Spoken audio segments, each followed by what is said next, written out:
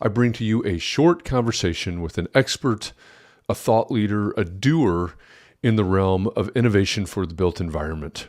My name is Jeff Echols. I'm a senior advisor and the head of marketing for Shadow Partners, and we just wrapped up Shadow Summit 2023. It was our 7th annual Shadow Summit. We're back. We'll be recording new episodes of Shadow Shorts actually starting today. But I wanted to bring this Encore presentation to you because the guest in this conversation was one of a panel that was one of the most informative and entertaining of our entire summit last week in Atlanta. It's Tom Scarangello. He's executive chairman at Thornton Tomasetti. He and Scott Frank from JB&B and KP Reddy from Shadow Ventures sat on a panel and talked about developing your own IP, developing it, protecting it, and so on, inside an engineering, an architecture, a real estate, a construction firm. So I wanted to bring a part of that panel to you. This is my conversation with Tom Scarangello from Thornton Tomasetti. Hey, welcome back to Shadow Shorts. If we've never met before, my name is Jeff Echols. I am a senior advisor and the head of marketing for Shadow Partners. And the promise of Shadow Shorts is that every weekday at noon Eastern, I bring to you a conversation, a short conversation, that's Shadow Shorts, but a conversation with an expert or thought leader in the realm of innovation for the built environment. And I'm really looking forward to this conversation yesterday for a couple of reasons. One, because this topic came out in my my graduate level class last night, and two, because I think what we're going to touch on in this conversation is really important when we look at the industry, the profession as a whole, and maybe ask the question, why don't we see more innovation? So I'm joined today by Tom Scarangello. He's the executive chairman at Thornton Tomasetti. Tom, I really appreciate you being here. I've loved the conversations that we've had, and we'll leave baseball out of this because it's a little bit of a sore subject at the moment. Oh, please do. But I'm really looking forward to this conversation about innovation. And resistance to change certainly is a piece of what we'll talk about. But how do we make innovation accessible? How do we make it something that more people can get on board with? So thanks for joining me today, and I'm interested to hear what you think about how we get more people involved. Well, thanks, Jeff. Yeah, I've loved the conversation we've had leading up to this, and I love the way you dubbed it approachable innovation, because I think that's the biggest challenge we have right now. If you look at the opportunities for innovation in our industry and true innovation, I don't think certainly in my career, I haven't seen a time where where the breadth, the speed, just the magnitude of opportunities for innovation throughout the whole, kind of asset life cycle, and touching on everybody, not just engineers and architects, but the owners, the contractors, labor, the breadth of what we see out there is at the highest I've ever seen. And it's very different than other periods of innovation that we've had, or I could say the other period of innovation, because I don't think we've had a lot of periods of innovation. And I think the biggest challenge that we're seeing is how to kind of wrap your hands around it, and then how to recognize the challenges to the different types of innovation that opportunities we have. And that's where I feel like I spend and in conversations with you, others are spending a lot of their time, because the opportunities are there, but how do you bring them to bear, and how do you get people to understand the impact and embrace the challenge and the opportunity? Yeah, I think those are really good points. And before we went live, we talked about this. I mentioned this in the intro, that this question sort of came up with my graduate students last night. And the question was, why don't we see more, right? What's holding, whether it is, like you said, whether it's architects, engineers, contractors, anybody in the CRE world, why don't we see more innovation? And one of, my immediate thought was, well, because again, from, my experience from the architecture point of view is, well, there's so many people in the office that have their heads down. They're focused on, they're focused on the next deadline. Hey, we've got to get this package out by Friday or whatever it is. And I know you had some thoughts on that before we went live. I think there's a huge percentage that are mired in the day to day, and maybe don't have the luxury. That might have been how you put it, actually, before we went live. What's been in your experience over the course of your career, in who it is accessible to and or approachable to, and who it's not? Well, it's and looking back on my career, and like I said, I'm at a great point now where I can focus while I'm still involved in projects. It's usually a very kind of broad level, and I have those moments to step back. As I said to you earlier before I got on there, I'm not sitting there spending months checking shop drawings where I have barely the time to do anything but to do that work. See, when you get to sit back and look at it kind of holistically, I looked through the kind of history with my period of time, and there's always been a resistance, and it hasn't been a resistance because people aren't smart and they're not ambitious. Right.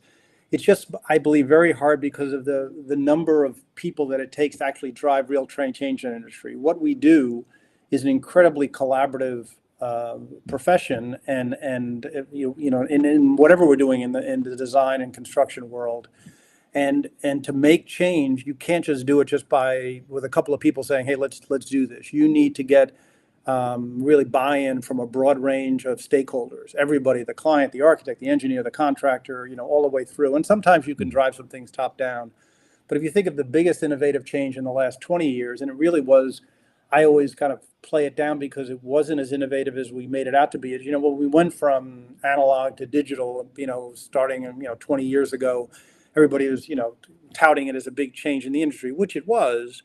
But it really wasn't true innovation because we were just adopting a technology that the aviation industry had done a decade or more before that, and I'd say it went forward in a kind of the traditional way in which we do things, where there were some true believers. They got on board and they did it, and they kind of dragged the rest of the industry forward until everybody said, okay, because there was always the resistance. Why are we putting this into whatever platform there was? Why should I spend all this extra money in training and everything else? It just works fine the way it is. But in that case, 20 years ago, we all were gravitating to one or two or three platforms. We were all, and when I say we, it was really more designers and to some degree contractors. And, owners were seeing the benefit of it, but they really weren't necessarily driving the change unless it was the GSA or somebody who was putting forth, those kinds of things. Today, it's very different because I think it's really true innovation. It is new products and other things that are coming forward that are touching every aspect and every stakeholder, like I said before.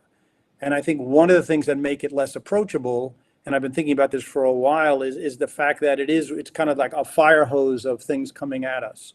And you go to conferences sometimes, and it's actually, this came to me about a year ago when I was in a conference, and I sat there and I listened to all these different presentations. And it was like 100 over a couple of days. And at the end of the day, I'm saying, these all three fit into three categories. And it was process innovation, performance innovation, and product innovation. And I'm convinced that actually every time I see something new, I'm saying, all right, which one of those categories? And some of them fall into one or two. And I think if we started to think around it, I'm not saying those have to be the categories, but if we start to kind of bring them in there, because they're not all as easy to implement.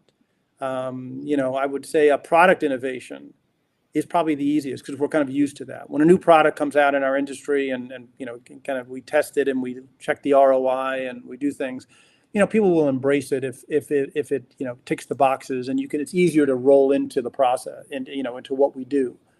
And then performance innovation is probably kind of close to that, where it's really kind of, I call performance is where we're kicking the tires on data. All of these platforms that are out there that are helping us take all of this data since we've digitized what we do and make more sense out of it. And I think people have been, that's something that they can do. It may be an issue about changing the software they're using or training people, but it's something that they can get their hands around.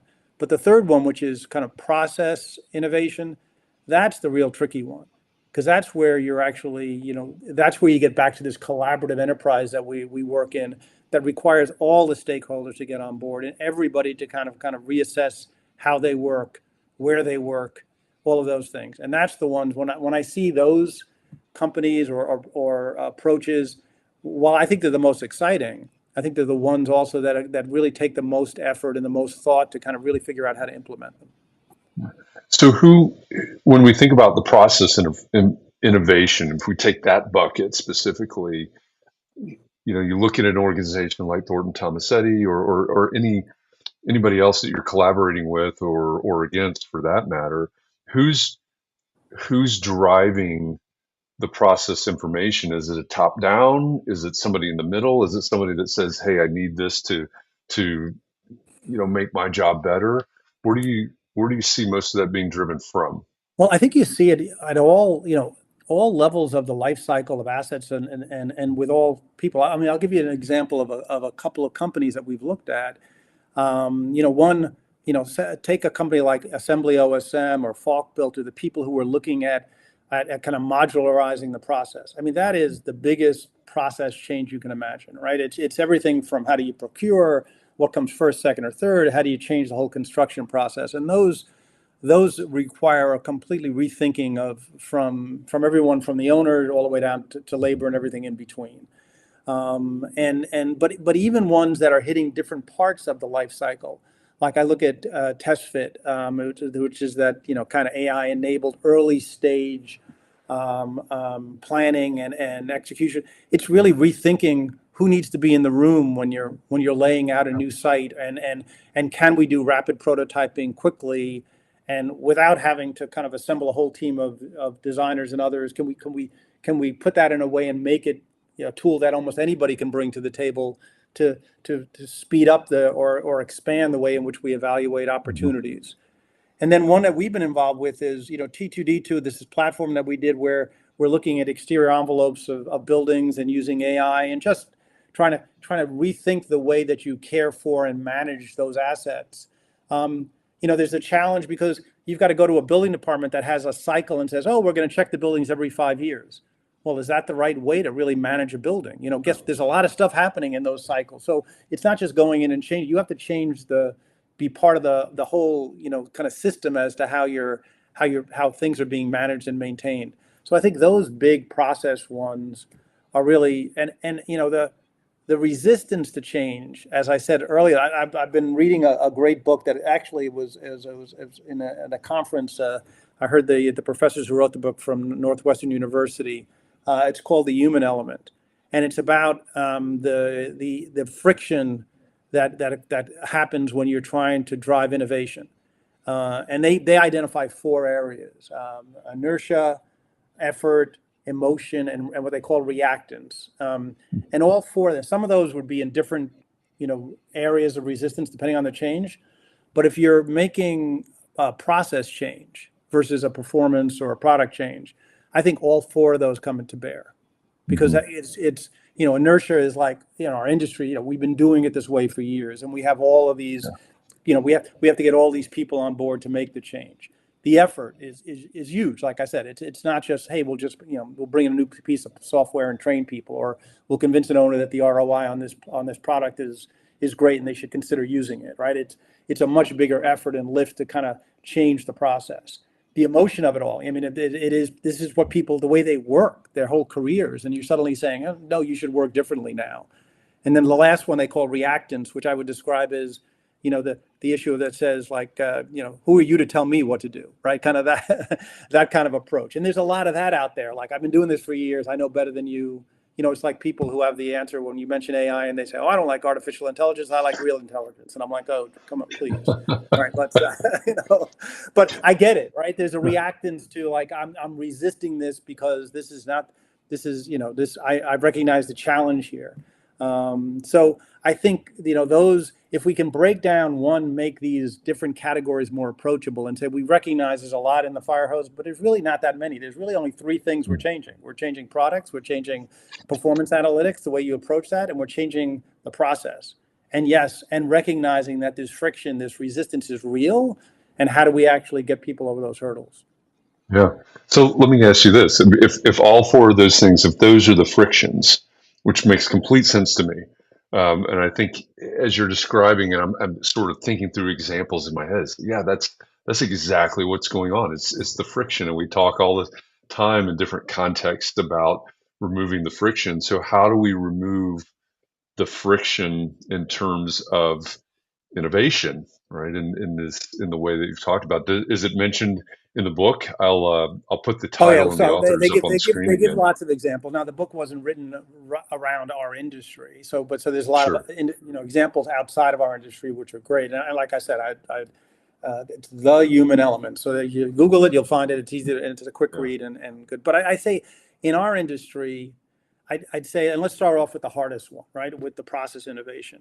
If you recognize, to me, inertia is you're going to have to deal with that regardless, right? And that in some of that is really the firm, the people. Do you have 10 years ago or more, Thornton Tomasetti embraced the big goal to be the global driver of change and innovation in our industry, right? So when I look at inertia at our firm, I would say all I have to do is talk to somebody and say, remember what our big goal was.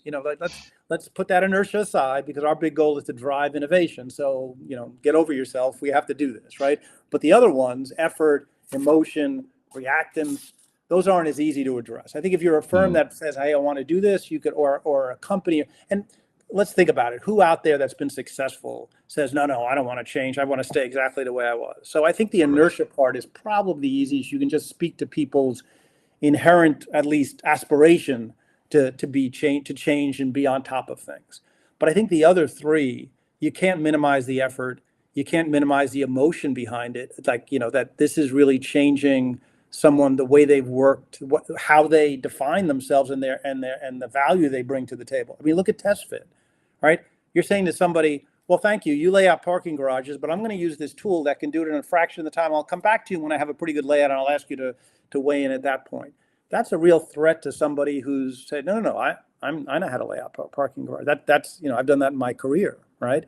And so I think recognizing those things and actually starting the conversation with the people who are not going away, we're augmenting what they're doing. Now, I don't see any of the talent going away. I use this, the example I give is the old one, years ago when I'm so old that, spreadsheets showed up. And I used to do, calculations by hand, and suddenly, spreadsheets showed up, and my boss, Charlie Thornton and Richard Tomasetti, I started being able to do things quicker. And because I was using a spreadsheet, that wasn't cheating. That wasn't like, and if I wasn't using it, it was silly. These tools they just allowed me to be more efficient. They freed up my time for kind of more creative parts of what I was doing. And I think that's the conversation we have to have is like, if you love to just sit there and crunch numbers, great. But if I'm giving you a tool that actually allows you to do that quicker and then, kind of, solve the problem or look at different solutions, I think that's what most people really enjoy. So I think it's a conversation with all the stakeholders, and it's recognizing that these issues around these categories, like I said, product innovation, I think it's about just finding people and making the ROI argument. Process innovation, it's just how do we not embrace the fact that we now have this data and we have to actually, there's tools out there that'll let us address that, how that data can actually make us more efficient. But the process ones are the ones that I think we have to sit with people and recognize that their resistance is not just, kind of being obstinate. It's built into the fact that we're human. Yeah. Yeah. Well, it's, what struck me as you were explaining that is there's a mindset shift, right? In order for us to, there's this approach, the idea of approachability, obviously, but it's going to require a mindset shift for some. Some are, we've talked about that already.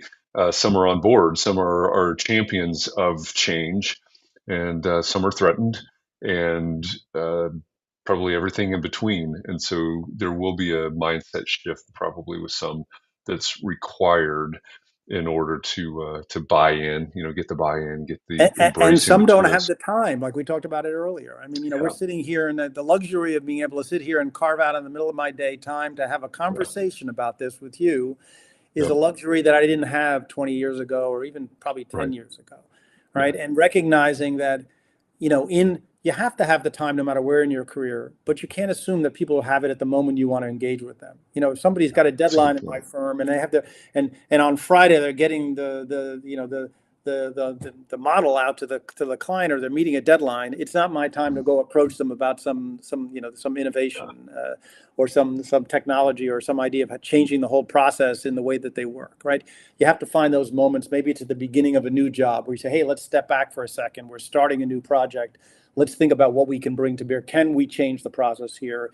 Is there a new product we can bring to the client? Is there, something we can do with data that's going to allow this new project to move in a different direction? Are we heading into construction and we want to use where are the moments where you can step in where those other barriers, the ideas of effort, emotion, and reactance maybe are a little lower because the people have the time. But I know there are moments if somebody came by my desk and tried to bring something to me, I'd look up at them and go, get out of here. I'm like, I don't have time for this, right? This is all cool Yeah. stuff, Tom, but I've got a deadline to meet and profits to make. So. Yeah, That's an excellent point. A few weeks ago, I talked with Ty Nguyen from Hensel Phelps and Diverge about the culture of innovation, and it strikes me as we're having this conversation. We need to plug the two of you together into one of these conversations because it's so important what you're talking about, what Ty was talking about, and there's things that you're bringing up. And I think that approachability and the timing of it is a really, really important point. So I really appreciate you spending this time in the middle of the day. Like you said, it's a luxury that you have and I have that not everybody has. So this has Well, been I a mean, great I'll give a conversation. pitch for you. I'll give you a pitch for your summits as well. I think, there's so many summits and so many conversations out there.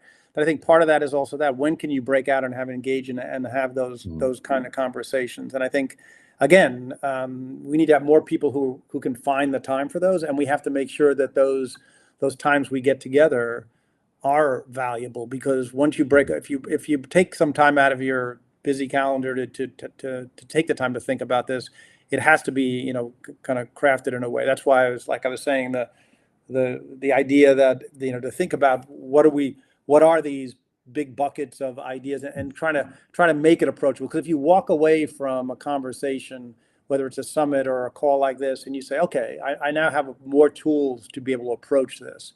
That to me would yeah, be the goal. Whether there was anything that jumped out as a particular solution that you embrace, that's great. But I think it's really about more how do you walk away from these conversations with some tools on how do you bring them to your organization or to your project or to your client or whatever it happens to be. Um, yeah, yeah. That's an excellent point. I think you hit the nail on the head right there. And if you're listening and or watching and you're wondering what's the summit that Tom's talking about, I put the URL in the bottom left-hand corner of the screen. It's shadowsummit.com is the website for our summit that's coming up. It's the seventh annual Shadow Summit this year. It's in Atlanta, October 24th through 26th. And we're going to have conversations like this. We go deep in the weeds. It's called a summit for a reason. It's conversations. It's a time for us to really think about and set the agenda for innovation for the built environment in 2024.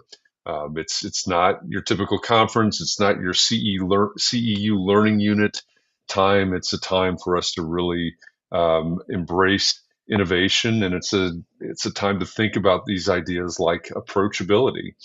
So shadowsummit.com is where you can find more info on that. There's an apply button towards the top of that page. So thanks for bringing that up, Tom. Yeah. If you want to Well, know I more, think it'll be really interesting because you think of, just what's happened in the last year, what's happened in the last 6 months. yeah, Large language models suddenly landed, right? And I think yeah, have added a whole other stream to this conversation right, that didn't exist 6 months ago. I mean, this is why I said the breadth and speed of what's happening. yeah, And it's not, I don't believe it's necessarily its own category. I think it filters into all three of those categories. Process change, you can bring it into process, you can bring it into hmm, products, you can bring it into performance. But I think if you're not paying attention to the large language model revolution, you're going to miss something. And you're not, unlike the digitization of what we did 20 years ago, you're not going to have 5 or 10 years to catch up. right, You're going to have a year or two, and if you ignore it, you're going to be ignoring it at your peril. So I think it's going to be interesting to see how that finds its way into a summit like yours, where it wasn't mhm, even in the conversation a year ago. right. Yeah, yeah, that's an excellent point. And as you will not be surprised to learn, we will have a whole panel on generative AI and how AI is and machine learning as well as impacting shaping the shaping of the built environment, and you know that's everything from marketing to deliverables and everything in between. So So yeah, look for that. And the book that Tom has referenced is the Human Element by Laura Nordgren and David Schonthal. And that's up in the bottom left-hand corner of your screen right now. If you want to go to Amazon or wherever you buy books, you can look for that. So, Tom, thanks a lot. This has been a fun conversation. It's been an important conversation, and we'll have to dig into it more in the future. I appreciate you doing this with me. Yeah, my pleasure, Jeff, and look forward to talking more. And for others, people who are out there, love to have the conversation. Like I said, I have the luxury and the passion for it, just like you do, Jeff. And so look forward to talking to other industry folks who are as passionate about this and trying to make it more approachable. I think if we all get together, we'll be able to do that, because this is going to be this is going to require a team effort to make this happen. And I think the whole industry is going to have to embrace it. What's nice is we're seeing that. We're really seeing leadership step I up think at you're every right. level of all the major firms, competitors, and others.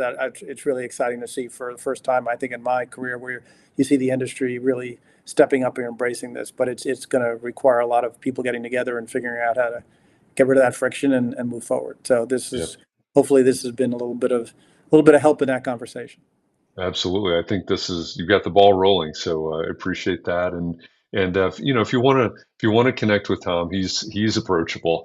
ThorntonTomasetti.com is the URL for the Thornton Tomasetti website. But Tom is also on LinkedIn. You can find him And around you the can email me at tzs@thorntontomasetti.com. Easy. there you Yeah, Scarangello is a long one, so I took a shorter one to throw it in there. So go.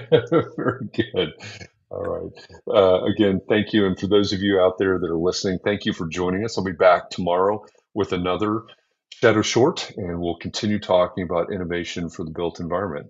Till then, have a great day. Tom, thanks again. Appreciate you. And we'll see everybody tomorrow.